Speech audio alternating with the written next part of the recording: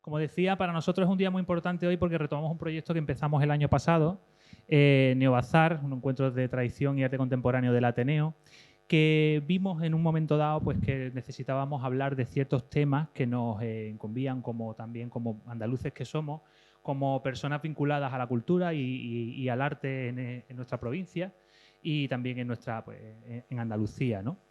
El año pasado hicimos un encuentro, abrimos el Ateneo a muchísimas disciplinas, lo pusimos patas arriba y este año pues hemos decidido realizar pues varios encuentros. En este caso hoy inauguramos esta exposición colectiva, es la primera exposición colectiva bajo el título de Neobazar Málaga, proyecto del Ateneo de Málaga.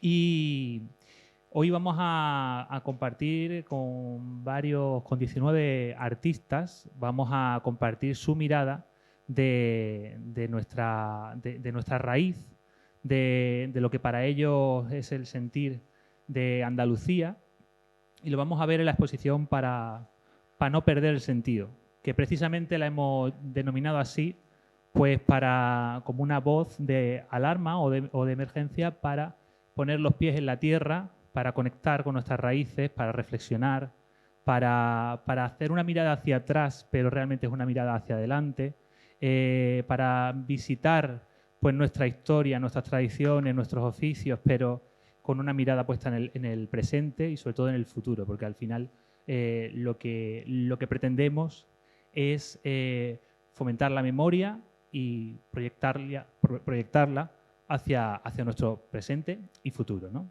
Entonces, en el marco de esa exposición, pues hoy tengo el placer de presentar aquí con nosotros a Almudena Castillejo y a Jesús Jurado. No sé si los conoceréis a ambos, yo los voy a presentar. Tengo aquí a mi derecha a Almudena, que ella es artista visual, ilustradora, bueno, narradora, ¿no? Te consideras narradora de historias, ¿verdad? Muralista y también, pues además creo que coordinas el aula de cultura de la Universidad de Córdoba. He colaborado. Has colaborado. Colaboras con la coordinación para, de proyectos. Vale. Proyectos como convocatorias de expositivas, concursos. Entonces yo soy colaboradora honoraria de la universidad. Vale, bueno, muy bonito también, ¿no? Además, de mucho significado. Y bueno, ella es promotora de un colectivo, el colectivo artístico Algazara, que nace en Córdoba hace unos años, a raíz de una exposición colectiva, que ahora también nos va a contar Almudena, y pues reúne a varios de los creadores y creadoras que hoy podemos disfrutar en esta exposición. Creíamos interesante crear ese vínculo con Córdoba por la producción cultural y artística en esta línea, ¿no? Con estas narraciones, con estas historias vinculadas a Andalucía. Y también hoy nos acompaña pues, Jesús Jurado como politólogo, como persona militante también en política, ha sido asesor en el terreno político, es autor del libro La generación del mollete, que no es otra cosa que un repaso por toda su vivencia desde su trabajo en partido político como persona perteneciente a una generación pues, que ha vivido el andalucismo desde dentro y pues, en su libro pues, repasa todos esos hitos en los que nos han llevado al día de hoy. ¿Por qué tenemos a Jesús aquí? Porque creemos que es interesante su mirada en cuanto al andalucismo en la cultura, que es precisamente el tema o el leitmotiv de Neobazar Málaga, ¿no? Entonces yo no me voy a enrollar mucho más y bueno, lo que quería preguntarte, Jesús, en primer lugar, es que me cuentes qué hacemos nosotros aquí organizando Neobazar Málaga, ¿no? ¿Por qué hemos llegado, igual que ocurre en otras manifestaciones culturales, ¿no? y artísticas de la provincia, de nuestro territorio? ¿Por qué estamos aquí? ¿no? ¿Por qué crees que hemos llegado a este punto? Es una pregunta muy amplia, pero creo que a la vez pues, nosotros necesitamos respuestas en esa línea, ¿no? de entenderlo. Bueno, buenas tardes a todos. Muchas gracias por venir. Muchas gracias también especialmente a Sergio por por invitarme y por organizar también este encuentro, ¿no? Que estábamos comentando antes, la necesidad de también encontrarnos en espacios físicos, de organizar exposiciones, más allá de vernos, siempre estamos viéndonos por Instagram y viendo las obras por Instagram, pero gusta mucho no solamente ver la obra en físico, sino también conocernos y generar como estos espacios de encuentro. Y yo creo que hoy, cuando veáis la exposición, y en general, pues si estáis aquí, pues será también que lo compartís, yo creo que hoy vivimos con un momento como de explosión de creatividad, ¿no? Creo que hay una cierta explosión de creatividad, sobre todo en este sentido, como se orienta esta exposición, ¿no? Digamos, de tradición, identidad cultural andaluza, etcétera. Y creo que toda esta creatividad, al menos eso es lo que voy a proponer hoy como hipótesis, y luego ya podemos discutirlo, creo que es producto de una crisis de identidad, que digamos una explosión que es producida por una crisis de identidad, en un doble sentido, en un sentido territorial, es decir, de una crisis de la identidad andaluza y también una crisis de la identidad generacional, es decir, digamos de lo que nosotros pensábamos que íbamos a ser, lo que finalmente somos, lo que queremos ser. Y esta intersección concreta entre identidad andaluza e identidad generacional de, digamos, lo que somos millennial, digamos, la intersección de lo millennial y lo andaluz es lo que yo denominé la generación del mollete. Evidentemente, pues referido a los molletes de pan con aceite que nos daban cada 28 de febrero cuando éramos pequeños y que digamos que nosotros fuimos los que estrenamos aquella tradición que continúa hoy bien viva. Y claro, esta cuestión generacional, esta generación del mollete no es solamente, digamos, una cuestión objetiva, digamos, como un aterrizaje simplemente al andaluz del concepto millennial, sino que sobre todo es producto de una serie de hitos históricos, de acontecimientos, tendencias históricas como que han tenido un determinado impacto, especialmente en la forma de entender la identidad de Andalucía. En primer lugar, yo plantearía el impacto decisivo que tuvo, más allá, digamos, de nuestras memorias personales concretas, el impacto decisivo que tuvo la Expo 92 sobre lo que es la propia autopercepción que tenía Andalucía de sí misma. Y esto por un motivo fundamental. Hasta durante lo que se han llamado las dos primeras generaciones del andalucismo, ya fuera el andalucismo histórico de Blas Infante y demás, es decir, el previo a la Guerra Civil, como en la segunda generación andalucista que surge, digamos, en la lucha antifranquista, ambos compartían que, digamos, la toma de conciencia de lo que significaba ser andaluz era una toma de conciencia de su desarrollo. Es decir, se leía, era un preguntarse cómo habíamos llegado hasta aquí, partiendo de que la historia de Andalucía era la historia de un fracaso, de un subdesarrollo. En segundo lugar, eso no significaba que se resignaran ni la primera ni la segunda generación, sino que no había un pesimismo, sino que era un optimismo, pero un optimismo militante. Se podía salir de esa situación, pero evidentemente era con organización, esfuerzo colectivo, lucha colectiva, etc. En tercer lugar, esas dos primeras generaciones andalucistas compartían que tenían un antagonismo muy, muy claro. Tenían antagonistas clarísimos, primero, digamos, en el régimen político, que ya de turno ya fuera o bien la monarquía de Primo de Rivera o bien después el franquismo, claro. Y en cuarto lugar, tanto una como otra tenían una visión es decir, una visión, digamos, de la esencia de Andalucía o del ser de Andalucía muy pegado a lo rural y a la agricultura. Creo que estas cuatro cosas van diluyéndose a medida que se alcanza la autonomía, pasan los años 80 y concretamente creo que en el momento de la Expo se podrían ya directamente dar por superadas.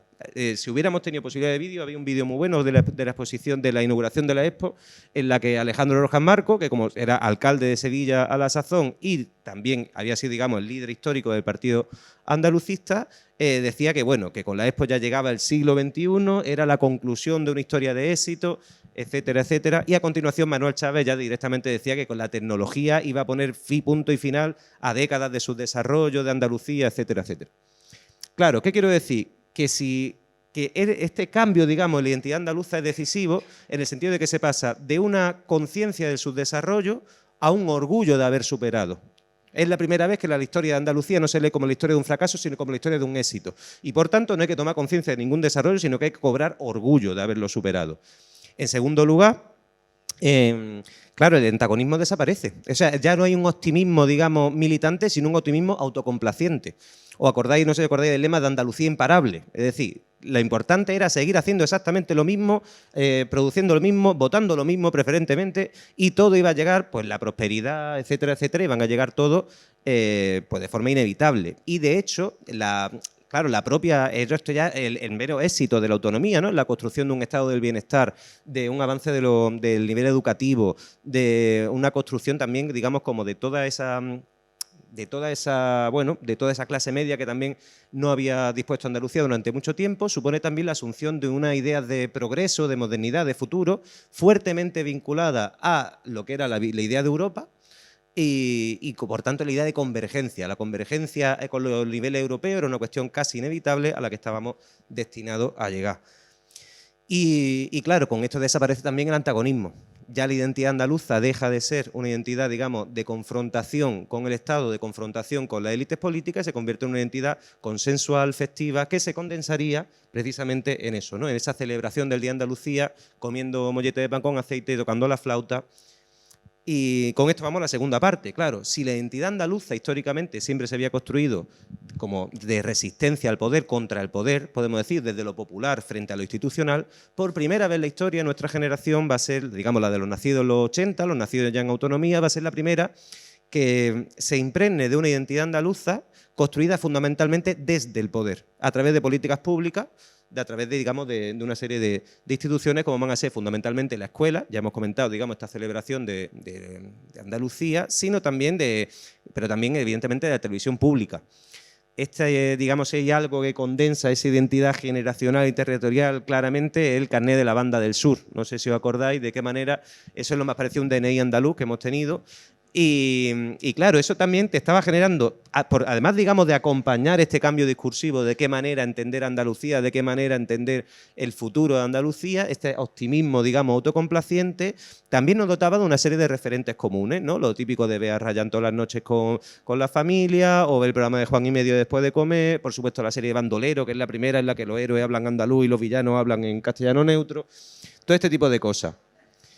Claro, entonces tenemos una generación como que se ha, digamos, construido una identidad muy fuerte, con unos vínculos muy sólidos, de unos referentes, y todo eso va de la mano de un optimismo autocomplaciente, que todo eso se va a venir abajo, digamos, con la crisis económica de 2008-2010, que realmente va a demostrar, por un lado, una cosa que ya era evidente, y era que realmente, por mucho que se hablaba de convergencia y hubieran mejorado, por supuesto, en términos absolutos la situación con respecto a la situación previa a la autonomía, en términos relativos, la brecha territorial no había disminuido absolutamente nada en los últimos 20 años. Y, en segundo lugar, claro, es que también se demostró que nuestro modelo, tanto productivo como también de servicios públicos, etcétera, era mucho más frágil que el resto. De manera que si España fue uno de los países más golpeados por la crisis económica anterior, te quiero decir la de 2008-2010, Andalucía fue con diferencia el territorio más golpeado dentro de España, y dentro de Andalucía, a su vez, va a ser la generación de los millennials andaluces la que se va a llevar la peor parte. ¿En qué sentido? En que, claro, nuestras expectativas de futuro eran mucho más grandes. Sin embargo, claro, si en España creo que en 2013 se alcanzó un 55% de paro juvenil, en Andalucía ya vemos superar el 70%. Esa brecha territorial que siempre había como de 5 puntos, digamos, en desempleo, en riesgo de exclusión, etcétera, entre el conjunto de España y la media de Andalucía, se dispara hasta 10-15 puntos y se va a mantener durante mucho más tiempo esta crisis. De manera que al final la generación mejor preparada de la historia de Andalucía, que se había ido de Erasmus a la misma ciudad a la que su abuelo había migrado en los años 60, pues al final acaba volviendo a la más vieja de las soluciones, que es de nuevo el retorno de la emigración, que hasta tal punto había tenido un peso importante en esa visión de ese andalucismo autonómico, ¿no? Autonomista, de la conquista de autonomía, que el Estatuto de 2007, que se hace justo antes de la crisis, digamos ya como coronación de todo este optimismo y este relato eufórico de la Andalucía autonómica, plantea en su preámbulo que Andalucía ha pasado de ser una sociedad subdesarrollada a ser una sociedad con los estándares sociales más avanzados del mundo, como ejemplifica la inversión de nuestros flujos migratorios. Claro, no pasan ni siquiera 5 años antes de que los flujos migratorios nuevamente se inviertan y vuelvan a salir de media 100.000 andaluces, 100.000 jóvenes andaluces cada año desde 2010 hasta 2020. Aunque son datos que siempre sabéis que son difíciles, ¿no? Los datos del padrón, porque los que emigramos tardamos mucho en empadronarnos, por lo que sea. Dicho esto, ya habría habido mucho. Te quería preguntar qué hitos, ¿no? Estamos hablando de cómo es la generación, ¿no? Que encabeza ahora, pues, por así decirlo, la vanguardia del arte, o en fin, la que ahora está comenzando a tener una carrera artística, ¿no? o bueno, comenzando, ya lleva varios años, no tiene por qué estar comenzando. Pero lo que quiero decir es, ¿cuáles son los hitos más recientes en el tiempo con el que nos hemos encontrado a la hora? Porque, por ejemplo, tú dabas unas pistas en un artículo que escribiste hace unos años, cuando sacó el disco Rosalía, su disco El Mal Querer. Ahí dabas una pista ya de qué podía estar pasando, ¿no? A nivel de una toma ¿no? de reflexión, sobre todo por el tema de la, ¿cómo se dice? La apropiación cultural, ¿no? Claro. Este debate, esta batalla de la apropiación cultural. Ahí se puso sobre la mesa unos temas de por qué Rosalía está haciendo flamenco, el flamenco está utilizando expresiones de Andalucía. ¿Por qué picaba eso? Claro, esto es el hito, digamos, uno de los hitos que producen esta reflexión sobre qué es lo que está pasando en Andalucía, cómo se está manifestando esta crisis de identidad o por qué, digamos, existe de repente veo a mi alrededor esta explosión de creatividad en torno a este preguntarse qué somos, este empeño por definir qué es lo que nos define. Esto es uno de los momentos, efectivamente, con las polémicas que hubo en torno a la apropiación cultural, con el caso de Rosalía. Y en este caso concreto, a mí, más allá del debate sobre la apropiación cultural, me daban más o menos igual, ¿no? Como que veía como que era interesante y tal, pero no era capaz de tomar un partido claro. Pero sin embargo, lo que me parecía fundamental era ver por qué salía en ese momento, ¿no? Y por qué existía de repente sé que cuando hay una denuncia de apropiación cultural, significa que hay algún sujeto que está reclamando para sí determinados atributos culturales. Y por tanto, digo, ¿cuál es ese sujeto? Evidentemente, creo que en ese momento ya se estaba intuyendo de alguna forma este nuevo andalucismo, esta tercera ola, el resultado, digamos, de esta crisis de identidad en la que ya no podíamos seguir siendo andaluces de la misma forma en la que nos habían enseñado a ser andaluces. Y que, por tanto, además, como estábamos bastante puteados, necesitábamos también, evidentemente, reconstituirnos como comunidad. Es decir, necesitábamos, en primer lugar, volver a identificarnos como una comunidad que compartíamos algo más que una situación lamentable, porque en ese caso todo sería pues salidas individuales, ¿no? Escapismo individual. Y la única forma de pensar salidas colectivas era precisamente reafirmarnos como comunidad, al mismo tiempo transformarnos como comunidad. Pero claro, para ello necesitábamos pues dotarnos de una serie de referentes compartidos, de elementos comunes y apropiarnos de una serie de atributos culturales. Pero bueno, no me voy a extender más, simplemente eso, dejar claro, como por sintetizar, que para mí la clave fundamental es esta necesidad que tenemos de reformular cuáles son, o sea, en primer lugar, reafirmarnos como comunidad y al mismo tiempo redefinir qué es lo que nos define como comunidad. Y eso con el objetivo fundamental de transformar, evidentemente, cuáles son nuestro presente y, sobre todo, nuestras expectativas de futuro. Gracias, Jesús. Yo creo que has hecho un análisis, ¿no? de cómo se puede llegar, ¿no? al punto de hablar de lo nuestro en el arte, que es algo que, bueno, que hace el colectivo Algazara y que yo creo que Almudena nos puede contar. ¿Cómo te atraviesa a ti como artista este andalucismo? ¿Cómo te sientes parte de esa generación? Jesús no ha podido poner en mejor contexto. Vamos, yo creo que en 15 minutos has contado, 2 décadas sociales, vamos. ¿Cómo me atraviesa? Pues todo este proyecto de Algazara, que ahora os hablaré de él, pues en verdad nace del enfado. Y nace de ese punto en el que Jesús ha terminado diciendo apropiación cultural. Es que nuestro pueblo no puede hablar de apropiación cultural cuando nosotros somos una amalgama de muchísimas culturas, ¿no? ¿Qué es lo que molesta? Cuando sí, porque no te puedo hablar de lo personal y lo profesional, porque yo no, en mi caso, de mi visión subjetiva, persona, artista, no diferencio bien lo que es mi... Eres un todo. Dónde está la Almudena pintora y la que no lo es. No hay linda. Para mí no hay linda en ese sentido. Entonces, pues la verdad que este proyecto y todos estos últimos años de trabajo, pues nacen del enfado.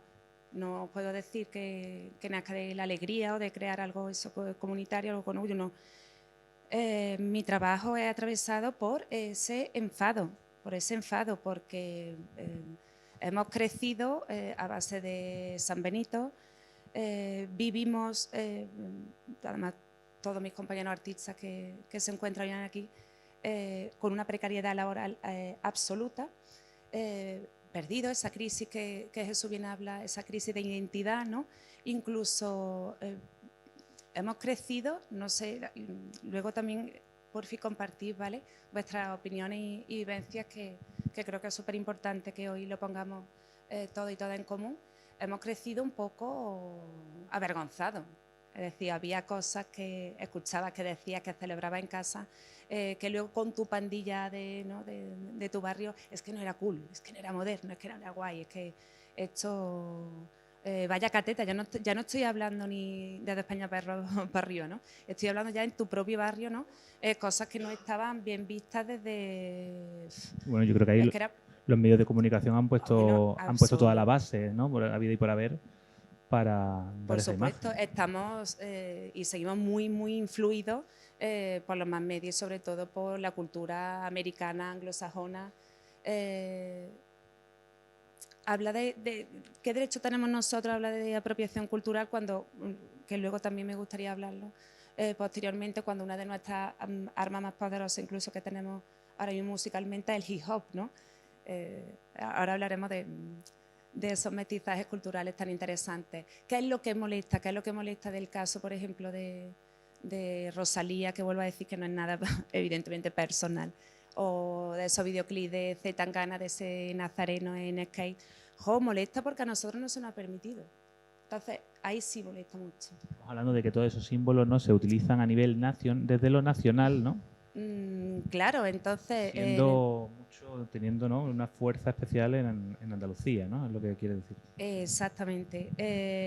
Estamos hablando que el producto artístico que se está vendiendo como marca España es Andalucía. Entonces, no creo que tampoco un gallego se sienta cómodo con ese producto. Es que al final es así. Tú vas a una agencia de viajes de Londres y sale España, y todas las imágenes, iconos que te están vendiendo, aparte de un platito de paella, pero es que son todo a base de nuestra... Muy vinculados a la tierra, ¿verdad? ¿No? Claro, entonces... Evidentemente tiene una importancia, ¿no?, en la cultura española, Andalucía, pero claro, para cuando interesa, ¿no? Cuando no, pues el andaluz está relegado a un segundo plano, a una cierta analfabetismo, ¿no? Se acusa de la forma de hablar. Exactamente. Entonces, empezamos a hablar, Sergio, de que hemos crecido con esa crisis identitaria en la que se nos está vendiendo que todo, vamos a llamarlo lo nuestro, ¿vale? Ese sentir, lo que celebramos, lo que hacemos, es que ese sentir no es solamente lo que cantamos, lo que pintamos, no, es cómo hablamos, cómo muevo yo las manos, cómo me comunico contigo, es nuestra forma de vivir. Entonces, siempre se nos ha dicho que eso no está bien, y eso no es así. Desde nuestra manera de hablar hasta la manera de movernos. Y si ya nos metemos en el punto de vista iconoclástico, pues sí, molesta porque en el momento que convives en una comunidad que no es Andalucía, a mí me ha pasado de estar siempre como a la defensiva, ¿no?, en ciertos temas que siempre es eso, o la Semana Santa, o la fiesta, o pom. Y luego verlo en un videoclip, dices tú, me caché la más, no, entonces te enfadas. ¿Por qué no estoy hablando yo de esto, no? Quizá, claro, ¿no? Entonces, de ahí viene ese afán, ¿no?, que mueve a Algazara precisamente, ¿no?, de reunir artistas que tengan esa voz, ¿no?, común.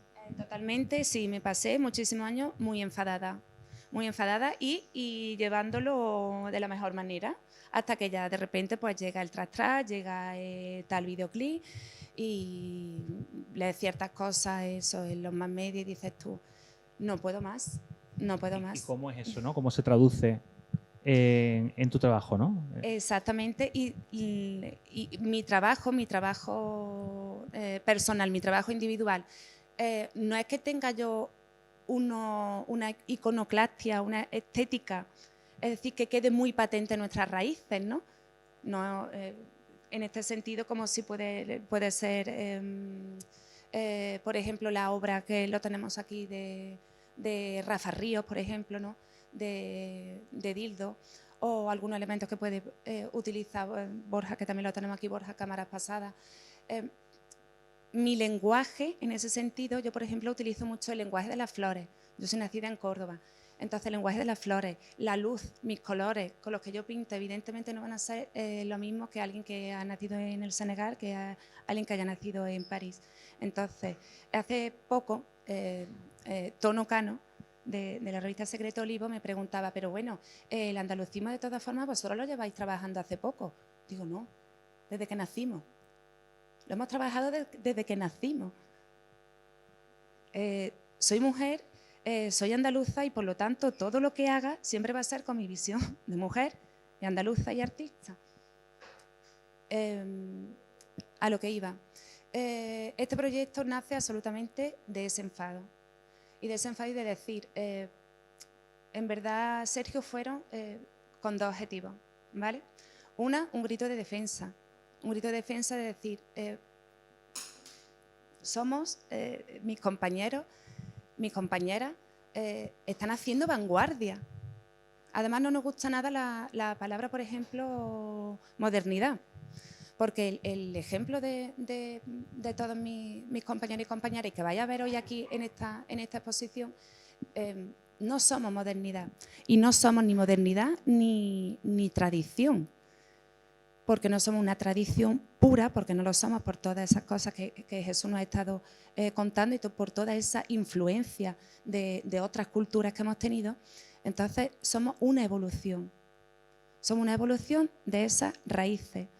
Entonces, este proyecto, la manera en que atraviesa mi trabajo es decir, voy a realizar un proyecto. Me encantan los proyectos colectivos, ¿vale? Muchas veces incluso más que los individuales, porque soy muy de la filosofía de Fuenteovejuna, ¿no? Que se pueden conseguir más cosas haciéndolo todo a una.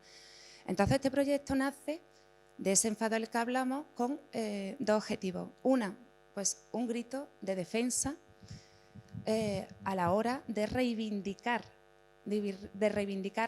esta es nuestra cultura. Estas son nuestras raíces. ¿Es lícito que tú, desde Cataluña, desde Madrid, hagas lo que estás haciendo? Por supuestísimo que es lícito. Pero, escúchame, esto que nos tratan ahora mismo de que estamos de moda, muy bien.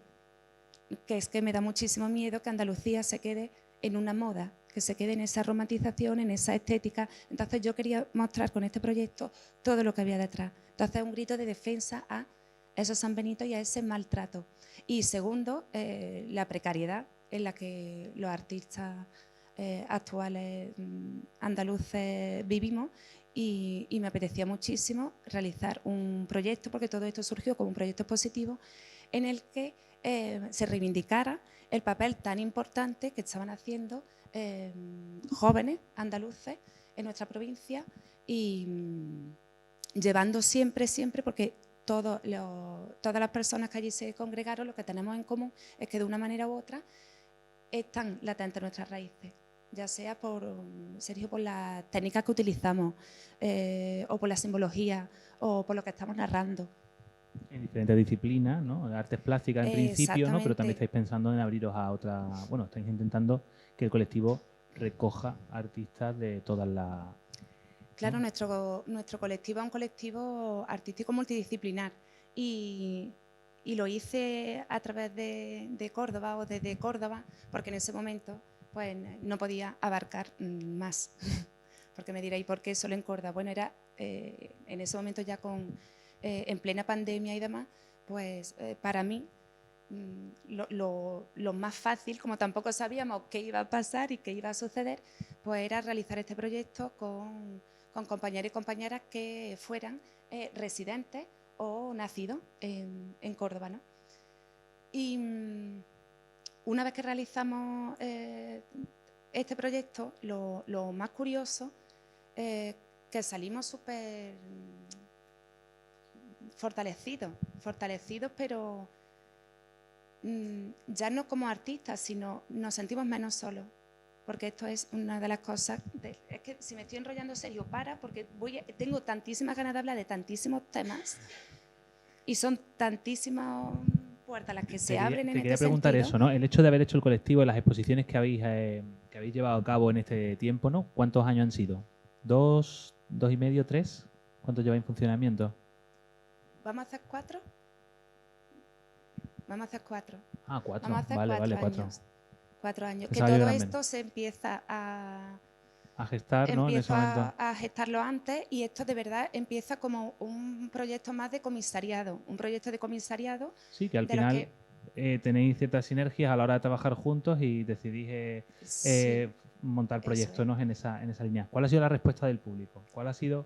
¿Qué ha pasado? Es que fue absolutamente maravilloso, porque nos encontramos con un público, nos encontramos con nuestros vecinos, con nuestros conciudadanos, de que estaban hambrientos de saber. Porque aparte de ser un colectivo multidisciplinar, con esta exposición el mensaje que yo quería dar era, lo que yo buscaba era hacer algo muy completo. Porque, por ejemplo, antes os he hablado de que mi trabajo muchas veces pueden aparecer desapercibidas, ¿no? Esas raíces, eso que estoy contando porque lo cuento a través de muchos simbolismos, del color, pero por ejemplo, estaba Sota, que nos podría hablar desde su diseño gráfico, desde el arte urbano. Estaba Carmen, que nos podía hablar sobre su vivencia, pero a través de la poesía. Estaba Ángela Invernón, que lo puede hacer desde sus collages digitales, montando y contando historias absolutamente surrealistas. Estaba Borja Cámara Pasada, que era maravilloso en su incorporación, porque ahora os comentaré un poquito del funcionamiento del colectivo, porque él ha abierto mucho a las personas a conocer la historia que había detrás, las historias sociales, ¿no? Políticas que había detrás de su obra. Hombre, yo me acuerdo, voy a contar una anécdota, ¿no? Hacíamos unas visitas guiadas en esa primera exposición de Algazara, que se llamaba así, por eso nuestro colectivo se llama Algazara, porque la exposición se tituló Algazara, el presente del califato. Me acuerdo que se acercaron a una obra de Borja y preguntaron por qué está escrito en portugués. Y me acuerdo que Borja contestó, no es portugués, es una propuesta que se llama EPA y demás. Entonces, los visitantes se quedaban de verdad alucinados, pero de todo lo que allí se estaba contando, porque se estaba hablando de economía, se estaba hablando de historia, se estaba hablando de estética.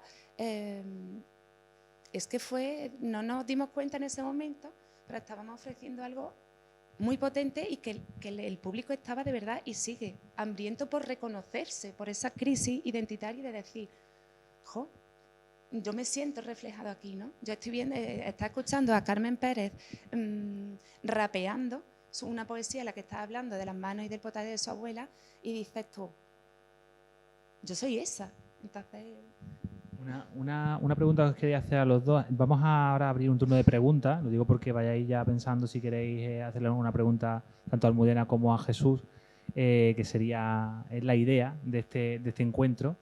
Os quería preguntar una duda o quizá un miedo que puede aparecer cuando estamos viendo estas propuestas, estamos viendo el auge que pueden tener o el potencial.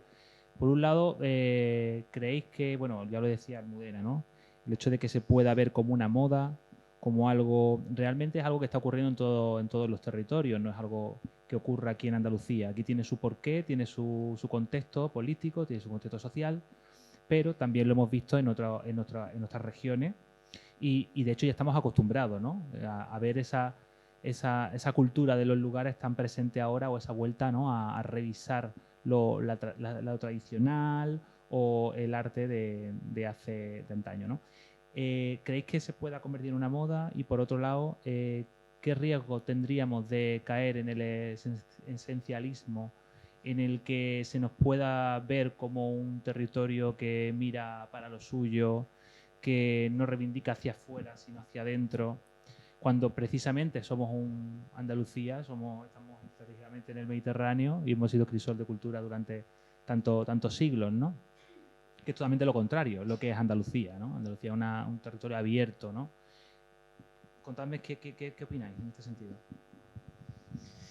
Pues, claro, con esto del esencialismo es uno de los riesgos posibles, ¿no? Creo que evidentemente se puede caer en un riesgo cuando uno se preocupa de repente por dotar a sus creaciones de una fuerte identidad, de pensar también y activar políticamente las identidades, pues claro, puede caer en un cierto esencialismo por el cual al final, por idealizar tanto tu comunidad y de hacer una comunidad tan perfecta, al final la comunidad idealizada acaba siendo incompatible con las personas realmente existentes. Es decir, si tú piensas tu Andalucía perfecta y pura, al final no encajamos ninguno de los andaluces que realmente existimos y al final pues tienes tú, ¿no? Como tu mundo de elfo o de Warhammer, básicamente es lo mismo.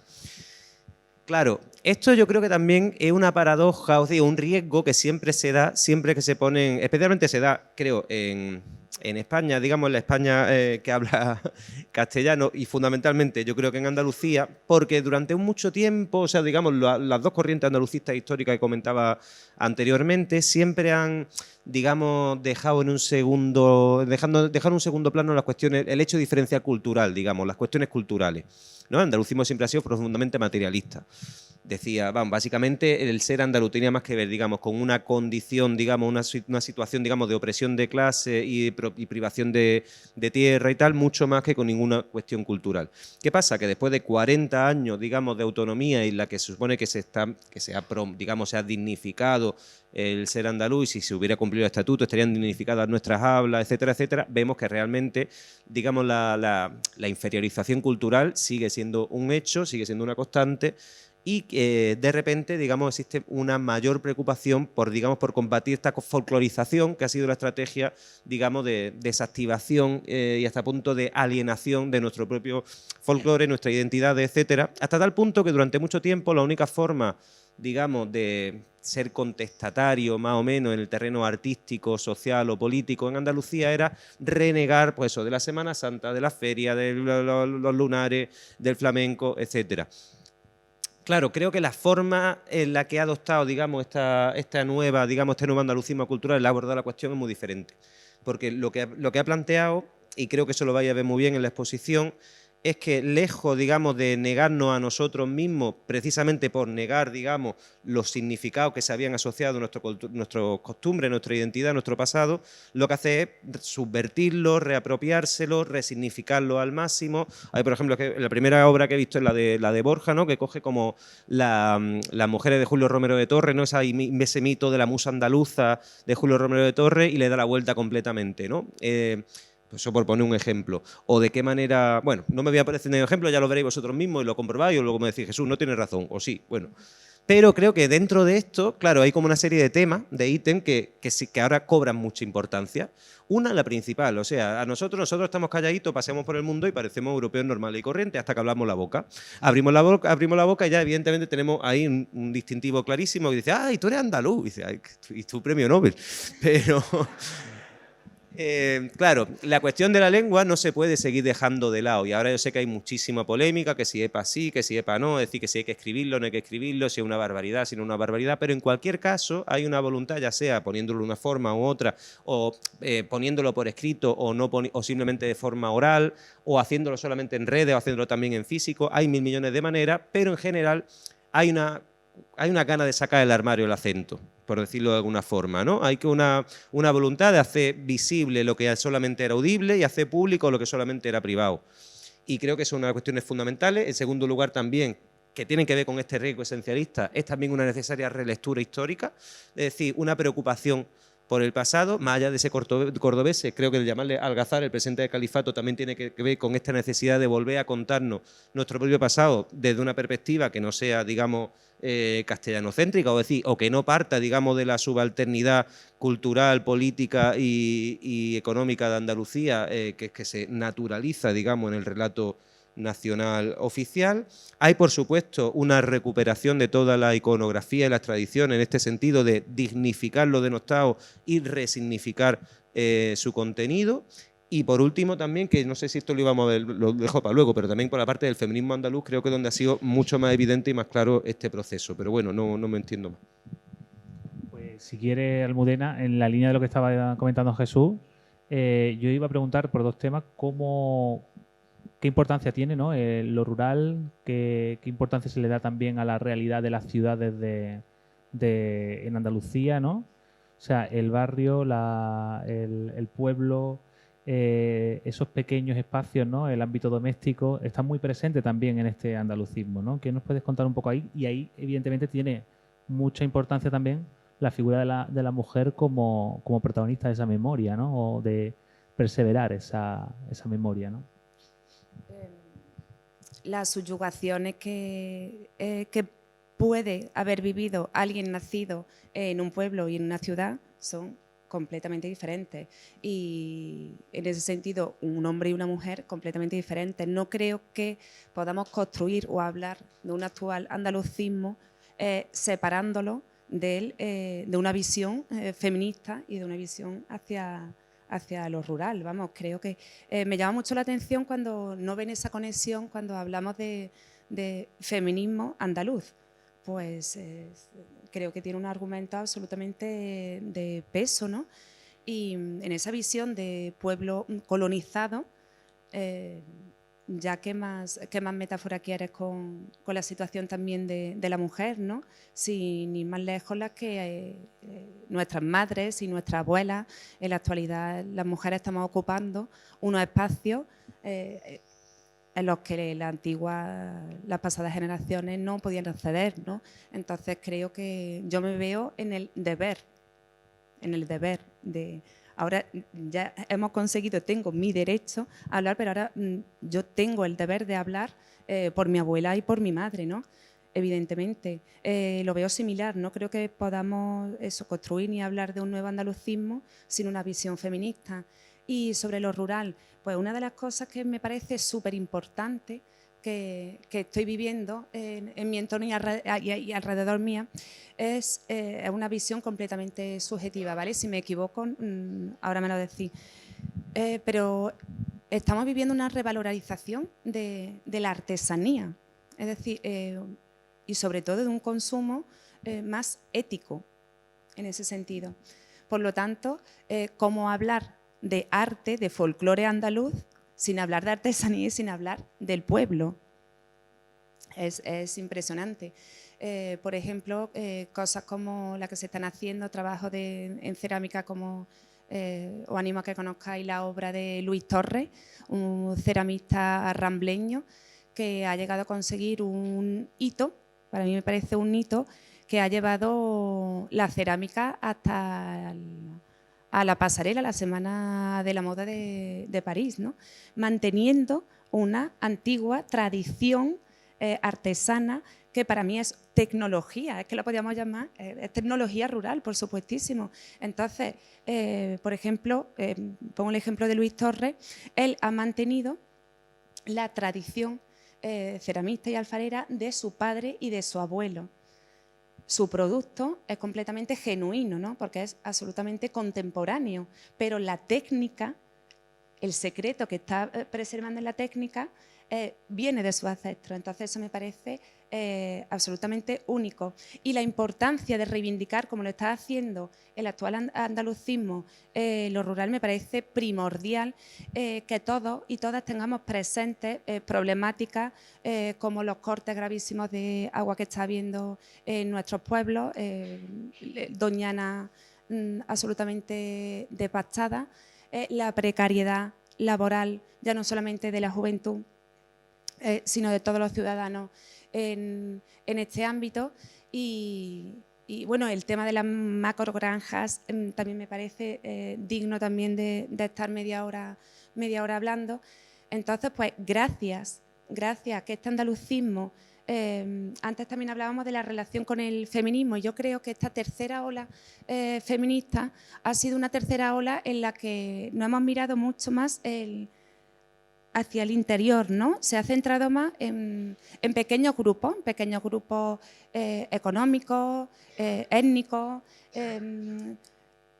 Han luchado muchísimo desde esas separaciones económicas. Han sido luchas colectivas, pero desde grupos minoritario. Entonces, por ejemplo, en el feminismo, me acuerdo al inicio de la tercera ola, que creo que fueron ejemplo para todas las mujeres latinoamericanas. Las nativas latinoamericanas hicieron un trabajo bestial que gracias a, antes hemos criticado a los más medios, ahí hay que agradecer, por ejemplo, a las redes sociales, que pudiéramos saber qué estaba pasando en ese momento en Brasil, en Perú. Entonces creo que estos colectivos de mujeres latinoamericanas nos inspiraron muchísimo, ¿no? Nos inspiraron muchísimo y ahí es cuando entra la mujer andaluza, ¿no? Porque se siente en ellas también reflejada como una minoría, que está viviendo las subyugaciones por el simple hecho de ser mujer, pero también los sanbenitos del ser andaluza, ¿no? Entonces es ahí también entraría en superpotente. esa la lucha LGTBI, el movimiento LGTBI también está presente, transversal también atraviesa ese andalucismo. O sea, ese andalucismo está presente en todas las causas, al fin y al cabo. Y eso se ve precisamente... Dime. Yo quería aprovechar porque creo que como que sintetiza muy bien, digamos, todos los temas estos que han salido, tanto el de la resignificación de determinados símbolos, como también la cuestión del feminismo y lo rural. Claro, precisamente para evitar ese esencialismo, ¿no? De idealizar el mundo rural y pensar que idealizarlo en plan como si nos ponemos ahora a escuchar los fandangos del Cabrero y pensamos que eso es, uy, qué bonito, esto es el campo. Bueno, pues creo que es muy interesante en este sentido. No sé si conocéis el libro de Soledad Castillero, de La Sin Tierra. Claro, planteando ella parte desde el mito de la musa andaluza, ¿no? De la cigarrera, de Carmen, etcétera, y pensando cómo se planteó eso como la mujer andaluza, en torno a la cual se va a construir, digamos, todo este discurso en el que al final la mujer andaluza histórica acaba siendo una cigarrera que es básicamente un objeto sexual y maligno, en lugar de lo que era la cigarrera histórica, por ejemplo, que fueron de los primeros colectivos laborales que consiguieron con huelga una regulación, digamos, de la jornada de trabajo, ¿no? De manera, ¿de qué forma se desactiva eso? La consideramos el primer movimiento sindicalista feminista andaluz. O aquí en Málaga, la de las faeneras, que también consiguieron una regulación de los precios en este sentido. Pero bueno, concretando en el caso de Soledad, lo que plantea además es que además no solamente hace el desmontaje histórico, sino que también plantea la necesidad de pensar, cuando hoy pensamos la mujer andaluza, no sigamos pensando el mismo mito, sino que pensemos precisamente en que si a Blas Infante se quedó marcado, digamos, por lo decía, la visión sombría del jornalero, hoy en día la visión sombría es de la jornalera, que básicamente es la temporera marroquí que trabaja en la fresa, que además, etcétera, etcétera. Igual, de la misma forma que en los años 20 o años 10 era prácticamente impensable en un Ateneo, hablando de identidad andaluza, poner como símbolo al jornalero, porque era, digamos, como todo lo excluido, lo rechazado, etcétera. Si hoy día no somos capaces de pensar que la mujer andaluza de hoy es la temporera marroquí que recoge la fresa, tampoco vamos a ser capaces, digamos, de lo que decía, ¿no? De identificarnos, de reformular nuestra comunidad de tal forma que seamos capaces de transformarla. Y creo que por eso el libro de Sole me parece fundamental para esto.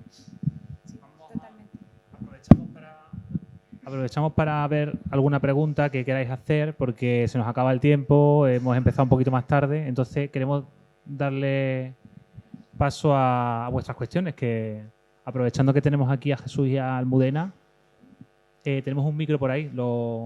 ¿Alguien? Venga, que alguien se arranque a hacerle alguna cuestión. No, hago yo una pregunta. Venga. Me la tenéis que contestar. ¿De verdad hay alguien aquí que haya crecido sintiéndose orgulloso de ser andaluz o andaluza?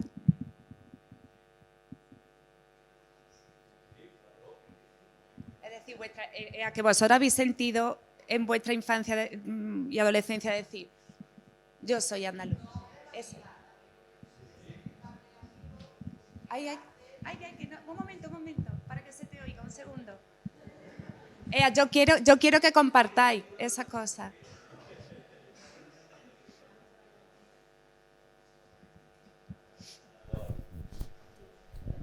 Yo es verdad que siempre me he sentido orgullosa de ser andaluza. Siempre me ha gustado ir a Madrid o ir a donde sea, que me vean el acento, que lo escuchen y me digan, ¿tú eres andaluza? Y así como, sí.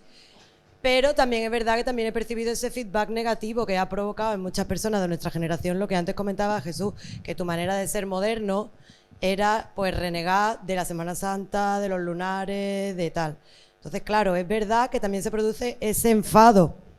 ese enfado cuando tú llevas toda la vida renegando un poco porque has recibido ese feedback negativo y de repente ves un videoclip de Rosalía y dices, ah, pero es que esto mola. Pues yo me estoy enterando ahora. Si me lo hubierais dicho antes, pues otro gallo hubiera cantado, ¿no? Pero es verdad que al fin y al cabo, pues mi sentimiento así en general sí ha sido de orgullo, quitando este pequeño matiz, ¿no? Quitarme el micro, por favor. ¿Quién más? Me gustaría también darle la palabra a algunos de los creadores, creadoras que participan hoy aquí, por ejemplo, o a mis compañeros Marina y Rubén de Neobazar, que somos... A ver, yo quería lanzar una cosilla que ya se había hablado un poco, cuando se ha hablado sobre todo del tema rural. Muchas veces cuando yo personalmente pienso en el neoandalucismo, veo mucho lenguaje de gente joven, intelectual de ciudad, hablándole de reivindicación de lo rural a gente de ciudad. Pero realmente hay una reflexión práctica para los pueblos, para la despoblación. ¿Es esto un despertar de conciencia práctico que nos lleve a salir de las ciudades o es simplemente una quimera que se queda en el intento en coger los códigos y que al final no salen de la urbe? Ay, pues yo quiero, a colación de tu pregunta, recomendaros un libro que además presentaron hace poco Mari Pepa Jiménez, que se llama El Pueblo, una colección de cuentos que está ilustrado por Borja Cámara, y fue interesantísimo la presentación del libro en el que Mari Pepa nos estuvo hablando de la no romantización y que no era nada guay, y que no molaban absolutamente nada por los estigmas también con los que ella había crecido, de el querer ser moderna, el querer ser, y es interesantísimo, de verdad. Por favor, apuntadlo, ¿vale? El Pueblo, de Mari Pepa Jiménez. ¿Sigo? ¿Quieres tú contestar? Porque es que si me voy a poner a hablar sobre el pueblo... Y Rubén, repíteme la última pregunta. La pregunta era un poco si realmente el neoandalucismo solo es un lenguaje que se queda entre los jóvenes de la ciudad, que ahora mismo están un poco con toda esta reflexión, o si también tiene un mensaje objetivo como para la despoblación o realmente para lo que se reivindica realmente, que son nuestros pueblos, nuestros mayores y nuestras tradiciones. Que yo había destacado antes quería que me diera otra vez esa coletilla. Había destacado antes que era muy importante las reivindicaciones que se están haciendo a través también de la cultura, ¿no? De nuestro arte, para visibilizar todas estas problemáticas. Pero sí es verdad que en ese sentido creo que debemos de trabajar más porque, por ejemplo, mi suegro, jornalero y albañil de un pueblecito de la campiña cordobesa llamado Fernán Núñez, cuando él muera, con él va a morir muchísimas cosas que mi generación no las tiene. Mi suegro sabe si va a llover la semana que viene. Mi suegro sabe perfectamente que va a poder comer de lo cultivado este invierno. Es decir, hay cosas que mi generación la está absolutamente perdiendo. Esa sabiduría ancestral se está, por lo menos en mi entorno, absolutamente perdiendo, y en ese sentido, por lo menos de lo cultural no estamos haciendo algo para que esos versos, esas coplas que se han pasado también de boca en boca no queden escritas, se están muriendo, y con ellos, con esa generación de estos papás y de estos abuelos va a morir si no nos ponemos las pilas un poco para que queden registradas muchísimas sabidurías, Pues no sé, con respecto, claro, yo ya lo veo definido así como un movimiento precisamente generacional, urbano, eso sí. Ahora, creo que precisamente la misma lógica que guía, ¿no?, un movimiento podría, de hecho, y creo que sería positivo, ¿no?, creo que estamos comentando algún ejemplo, que se siguiera extendiendo en el mismo sentido. Digamos, en todo ese sentido de redignificar, resignificar, creo que que forma parte, digamos, de la misma lógica, digamos, dentro del ser andaluz también hay también, es decir, dentro del propio ser andaluz también hay fuertes prejuicios, digamos, de eso, del urbano contra lo rural, digamos, de los ceseantes contra los ceceantes, de un montón de ese tipo de cuestiones que creo que, y por supuesto, como también un desprecio histórico de todo lo que han sido los saberes tradicionales, comunitarios y especialmente de las mujeres rurales. Claro, en la recuperación primero teórica, o la formulación teórica de necesidad de recuperar y poner en valor precisamente a esas prácticas comunitarias de resistencia pues tanto al colonialismo como al patriarcado, como al capitalismo, creo que formando parte de eso, es verdad que quizá enunciado de la ciudad, creo que de hecho sienta las bases, digamos, para una mayor profundización del movimiento que realmente no sea solamente formulado por parte de gente joven de ciudad, sino que se puedan construir alianzas y sobre todo que se pueda construir también desde el mundo rural, aun contando con... Y no sé en profundidad cómo es la situación provincialmente en Málaga, pero por ejemplo en Córdoba os aseguro que los proyectos artísticos más potentes que se están realizando se están haciendo desde lo rural. Se están haciendo desde el Demencia, Montalbán, Escarpia. Hace poco lo que ha hecho Sota Consaque, ¿cómo se llama el festival? Arbaniana. Se están haciendo de verdad desde hace ya, pues algunos desde hace una década, unos festivales alucinantes, muchísimo más potentes que en la urbe, que en la ciudad. Y también creo que es importante señalarlo que la mayor parte de todos estos festivales han nacido de forma desinteresada y privada, sin contar con ningún absoluto apoyo institucional, que los apoyos han venido luego, y tampoco es que sean alucinantes, ni de venta tampoco, ya está, no tienen el porqué, pero hay muchísimo esfuerzo tras ellos y de verdad las cosas más interesantes, por lo menos, que están pasando en Córdoba, artísticamente, están pasando desde el pueblo. Sí, sí. ¿Alguien que quiera hacer alguna pregunta por ahí? Tenemos dos. Yo quería preguntaros si creéis que, precisamente al hilo de lo que le decía, desde las instituciones, acompaña este movimiento y este nuevo andalucismo para algo más que no sea un reclamo turístico de... Por ejemplo, aquí en Málaga lo vemos muy claramente, ¿no? Pero quería también vuestra visión, ¿no? Desde cada punto de vista, ¿qué pensáis de que acompañen o no las instituciones para algo más que no sea el turismo?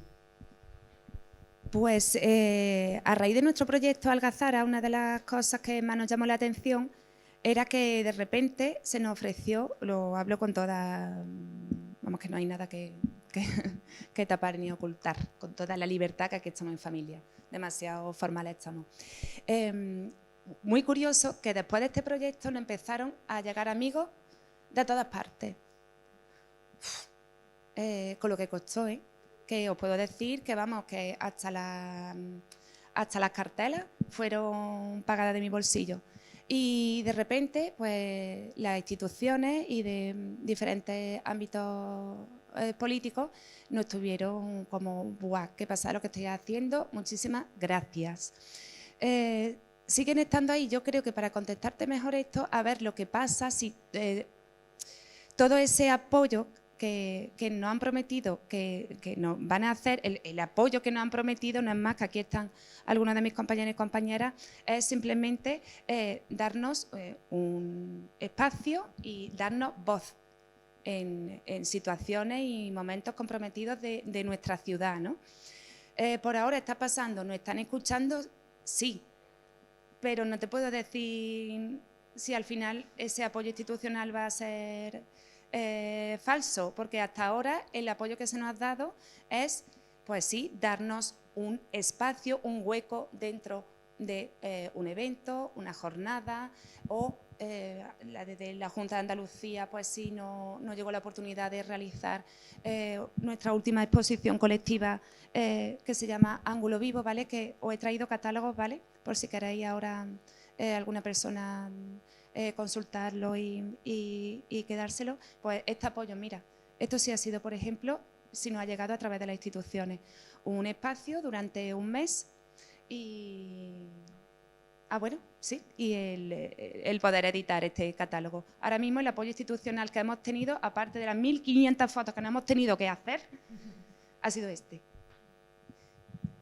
Estamos hablando de que, claro, se vive en cada provincia, se vive de una forma diferente, en cada ciudad se vive de una forma diferente. Málaga tiene una apuesta por la cultura. En Málaga hay ciertas galerías, por ejemplo, que hay un tejido de galerías en Córdoba ausente, ¿no? Ahí tienes algo que... Absolutamente aquí hay alguna. ninguna. Aquí hay pocas galerías. No, en Córdoba están, nada. pero allí, claro. Cero. Absolutamente cero. Es que la situación es absolutamente Yo no te he dicho cuál es precaria. la situación de las galerías de aquí, que eso es lo que me por lo falta menos por la tenéis. matizar.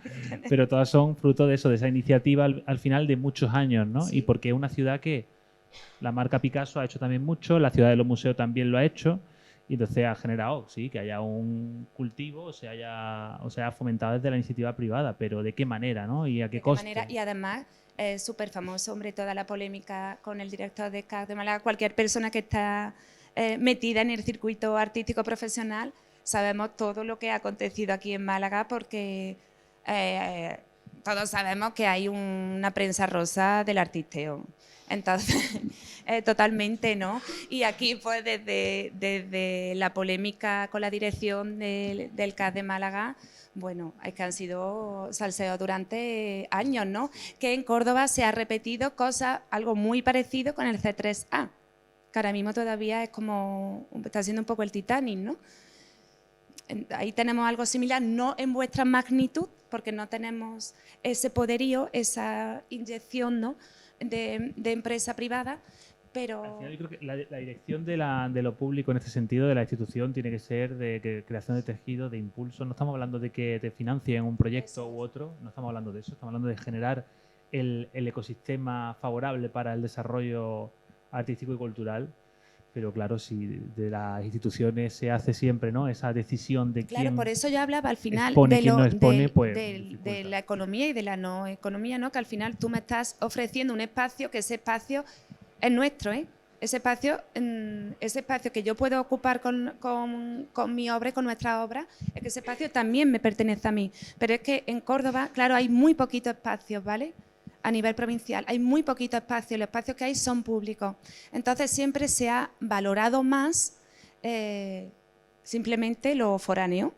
Es decir, aunque tengamos unos super currículum académicos y profesionales, pero siempre se ha valorado más simplemente el foráneo. Entonces, pues, las generaciones pasadas, las generaciones anteriores a las nuestras, se han matado por una sala. Por eso, desde nuestro colectivo, desde nuestro movimiento, luchamos mucho por el crear sinergia y no competencia, porque no queremos, entendemos perfectamente esa lucha de poderes y de egos que han tenido nuestros compañeros anteriores, pero no queremos repetir eso. Y una de las cosas es el colectivizarnos. También quiero, antes de despedirme, decir que por nuestro colectivo, movimiento, llamámoslo así, porque jamás nunca nos vamos a asociar, ni lo tenemos pensado, ni lo vamos a hacer, que han pasado diversos artistas. En ese sentido, que no es un colectivo ampliamente en ese cerrado, ¿vale?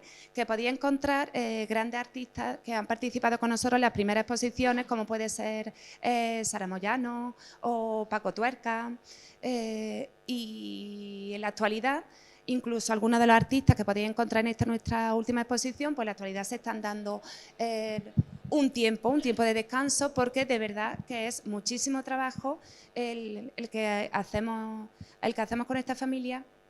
Entonces es entendible que también nuestro trabajo individual tiene que seguir desarrollándose. Entonces, pues vaya a encontrar a compañeros y compañeras, que no es que haya pasado absolutamente nada, porque presumo de pocas cosas, pero una de las cosas que puedo presumir es que como buena familia estamos creciendo, estamos aprendiendo muchísimo, todos y todas juntas, de manera personal y profesionalmente.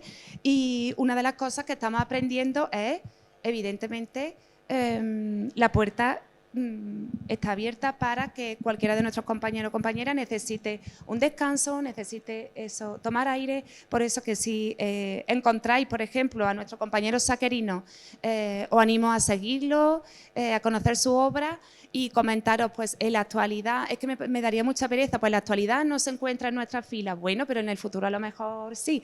Entonces, si veis que las listas de nuestro movimiento colectivo nunca están cerradas, o a veces son más, a veces son menos, es más por eso es movimiento más que movimiento. colectivo cerrado. Claro, Sí. exacto. Porque no queremos caer en ni ese ser el pueblo La colonial, frontera- ni las fronteras ser, abiertas. claro, una pareja tóxica, una familia tóxica. Teníamos por ahí una pregunta más, ¿vale? Y vamos a ir cerrando porque hay jaleito aquí fuera y eso quiere decir que ha venido más gente. Buenas tardes, yo felicitaros porque soy de generación anteriores y la verdad es que Andalucía es muy grande. Yo he estado 50 años fuera de Andalucía, hace 2 meses que he vuelto y estoy muy contenta de estar aquí esta tarde en esta reunión escuchando a vosotros, gente joven, porque es verdad, fuera de Andalucía pues se nos ha tratado, era andaluza, y lo decías con timidez, porque o sea, como solamente Andalucía era la pandereta y el toreo, ¿no? Y no nos consideraban. Y Andalucía es muy grande y tiene muchas cosas y tiene mucha cultura. Y ahora vosotros, las nuevas generaciones, la estáis aupando y yo estoy contenta de ver cómo lo estáis haciendo. Solamente eso. Muchas gracias. Muchas gracias a ti. Muchísimas gracias. Y gracias por asistir a ti, a todos y todas los que estáis aquí hoy. La verdad es que no sería posible si estos encuentros, si no hubiese un público también interesado. Y que sepáis que aquí el Ateneo pues es vuestra casa, es un espacio para la cultura, es un espacio libre, es un espacio que generamos desde una asociación cultural y que pues vamos como cualquier otro Ateneo, que también habría que reivindicar esa importancia de los Ateneos, que también son esos espacios necesarios para la ciudadanía. Cuando hablo de Ateneo de Málaga siempre lo defino como que al final es la voz de la ciudadanía a líneas generales, porque somos ciudadanos, cada uno con nuestros empleos, nuestros trabajos, nos dedicamos a diferentes disciplinas, de profesiones, y aquí confluimos con el único interés de compartir y de generar reflexiones, generar un punto de encuentro para artistas, para creadores, para público. Eso que tan necesario, que tan estamos hablando, que nos falta, ¿no? Esos espacios para que podamos hacer cultura, ¿no? Entonces, muchísimas gracias por compartir este ratito con nosotros. Nos hemos quedado con ganas de hablar de muchos más temas porque esto es infinito. Ahora vienen unas elecciones, ¿no? Que estamos hablando del tema político y digo, bueno, ¿qué va a pasar ahora? No lo sabemos. El año pasado cuando hicimos Neoazar también había otras elecciones inminentes y bueno, de momento seguimos con ganas de seguir trabajando en esta misma línea. Así que muchas gracias, disfrutad de la exposición, disfrutad también de lo que hemos preparado para tomaros algo. No he recordado que este evento lo patrocina Cerveza Victoria, que son de aquí de la cerveza malagueña que ha apostado por nosotros, por este proyecto. Y bueno, y muchas gracias Marina, Rubén, porque también hemos hecho, no hemos sentido como tú hablabas, ¿no? Que en Algazara, ¿no?